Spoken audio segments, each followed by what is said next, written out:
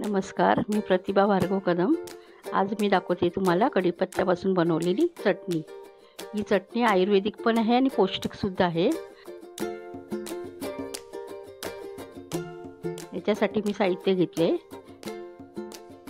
1 वाटी सुकं खोबरं किसलेलं बारीक, 2 चमचे शेंगदाण्याचा कूट शेंगदाणे भाजून घेतलेले, 2 चमचे फुटाण्याची डाळ, 1 वाटी कढीपत्ता, 7 ते 8 लसूणच्या पाकळ्या। हे आपण आता जरा भाजून घ्यायचं आहे सर्व साहित्य। प्रथम कढई ठेवली, कढईवरती नंतर आपण त्याच्यामध्ये आता सुकं खोबरं घालूया। खोबरं चांगलं असं भाजून घ्यायचं। त्याच्यामध्ये थोडं एक अर्धा चमचा आपण तेल घालूया। गुलाबी रंगावरती येईपर्यंत आपण ह्याला भाजायचं चांगलं। सगळं भाजलं साहित्य की चटणी बरेच दिवस टिकते।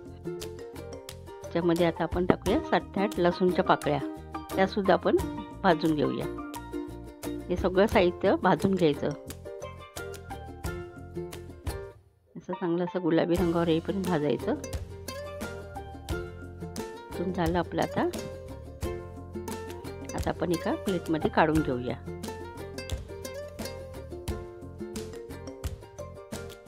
हे काढून घेतलं। आता आपण त्याच कढईमध्ये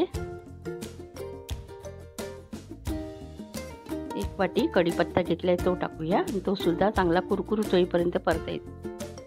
त्याच्यामध्ये थोडं तेल टाकायचं। तेल टाकल्याने कढीपत्ता चांगला कुरकुरीत होतो। चांगला अगदी कुरकुरीत होईपर्यंत भाजायचा। कढीपत्ता जास्तच घ्यायचा, चांगला परतायचा कुरकुरीत होईपर्यंत। आपला कढीपत्ता आता झाला भाजून।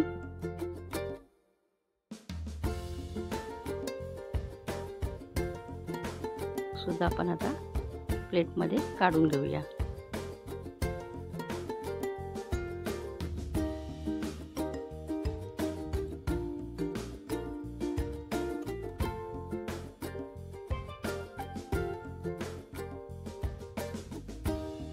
शेंगदाण्याचा कूट आपण भाजलेला असतो तोच घ्यायचा।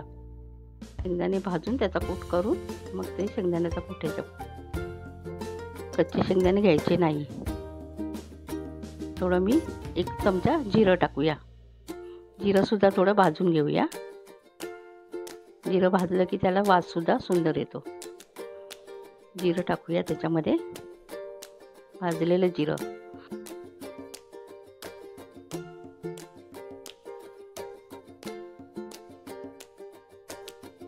नंतर आपण याच्यामध्ये आता सुकं खोबरं हे सगळं आधी मिक्स करून घेऊया।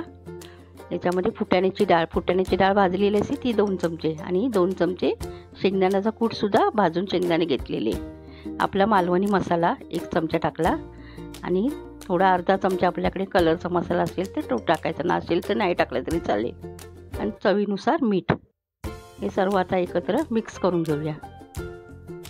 हे चांगलं असं मिक्स करून घ्यायचं आणि आपण एका मिक्सरच्या भांड्यामध्ये काढूया।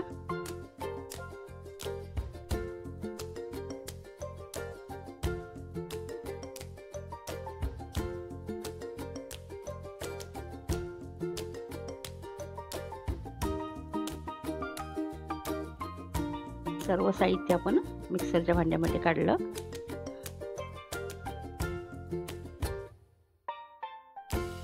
नंतर आपण आता मिक्सरला लावायचं, मिक्सरला बारीक करून घ्यायचं।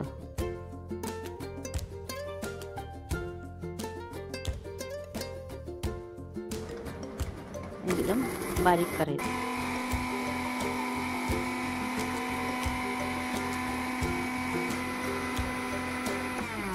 तर थोडं बंद करून पुन्हा एका चमच्याने आपण थोडं खाली हलवून घेऊया। अर्धा चमचा साखर टाकली, चवीनुसार साखर थोडीशी अर्धा चमचा टाकली की त्याला चव छान येते। हे असं चमच्याने सगळं पुन्हा मिक्स करून घ्यायचं आणि पुन्हा एकदा बारीक करायचे। चटणी बारीकच करायची चांगली। हे बघा अशा प्रकारे आता पुन्हा एकदा बारीक करून घेऊया।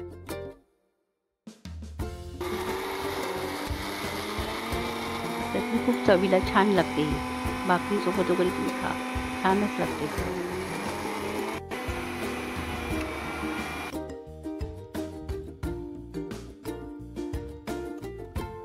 बघा एकदम असे बारीक करून घ्यायचे. पुन्हा जरा मिक्स चमच्याने जरा ढवळून घ्यायची.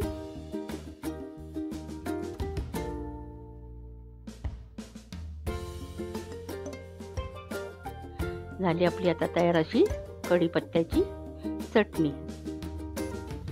एकदा तुम्ही करून बघा, खूप छान लागते चटणी. भाकरीसोबत, चपातीसोबत किंवा भातासोबत खाल्ली तरी छान लागते. आपण तिळकुट बनवतो ना, त्याच्याप्रमाणे चवीची लागते. काळ्या तिळाची तिळकुट करतो त्याप्रमाणे.